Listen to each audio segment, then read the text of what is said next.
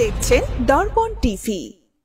কুয়েতে নিযুক্ত বাংলাদেশের রাষ্ট্রদূত মেজর জেনারেল মোহাম্মদ আশিকুজ্জামানকে বিদায়ী সংবর্ধনা দিয়েছে বাংলাদেশ আওয়ামী লীগ কুয়েত কেন্দ্রীয় কমিটি। কুয়েতের একটি অভিজাত হোটেলে পবিত্র কোরআন ও জাতীয় সঙ্গীত পরিবেশনের মধ্য দিয়ে অনুষ্ঠান শুরু হয়। কুয়েত আওয়ামী লীগের সভাপতি মোহাম্মদ সেকান্দার আলীর সভাপতিত্বে অনুষ্ঠানে প্রধান অতিথি ছিলেন বিদায়ী রাষ্ট্রদূত major general of Mohammad Ashikuzzaman. প্রধান বক্তা হিসেবে বক্তব্য রাখেন কুয়েত আওয়ামী লীগের সাধারণ সম্পাদক ফয়েজ কামাল।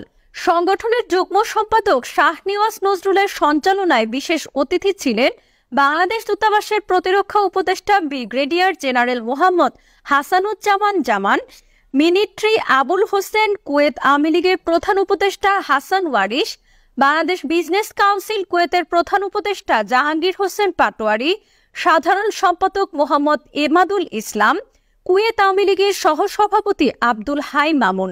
অনুষ্ঠানে বক্তব্য রাখেন স্বেচ্ছাসেবক লীগের সাবেক প্রতিষ্ঠাতা সভাপতি মাসুদ করিম, জাকির হোসেন, কামাল হোসেন, বেলাল হোসেন, আবুল কালাম আজাদ, ইদ্রিস আলী সোহাগ সহ আরও অনেকে।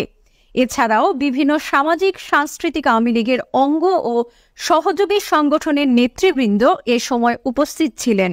বাংলাদেশ আওয়ামী লীগ কুয়েতের পক্ষ থেকে নেতৃবৃন্দ বিদায়ী রাষ্ট্রদূত মেজর জেনারেল মোহাম্মদ আশিকুজ্জামানকে সম্মাননা ক্রেস্ট প্রদান করেন। আমাদের দর্পণ টিভির কুয়েত প্রতিনিধি রবিউল ইসলাম খায়ের পাঠানো তথ্যচিত্রে আন্তর্জাতিক ডেস্ক।